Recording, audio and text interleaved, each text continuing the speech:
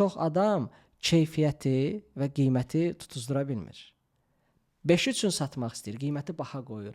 Və yaxud da səndə tərsi nədir? Bax, sən bahalı məhsul gətirə bilərsən, keyfiyyətli məhsulu hamıya sata bilərsən. Ki hamı bunu ala bilsin. Qiyməti aşağı qoyursan, təbii ki, burada sənin marjan aşağı düşür. Yəni real кейslər var ki, Elə də. Sən hamıya bərabər eləmək istəyirsən, bərabər satmaq istəyirsən ki, eyni olsun. Doğrumu? Elə Amma də. bu sənin öz subyektivin belədir. Bir də var obyektiv reallıq. Artıq analiz üzərindən. Bu yalnız professional kompetensiyada 3-cü kompetensiyadır.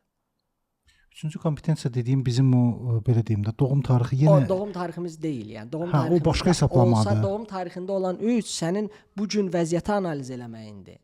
Və yaxud da səndə 3 varsa da, okey, sən analizi, yəni bu biznes analizini daha yaxşı eləyə biləcəksən. Olmayan insandan təbii ki. Məsələn, məndə 3 yoxdur. Mənim bunu anlamağım üçün mən davamlı təcrübədən keçirtməliyəm ki, mən bunu anlayım. Кейslərim olmalıdır və ondan sonra anlaya bilərəm. Səndə belə deyil. Əgər doğum tarixində 3 varsa.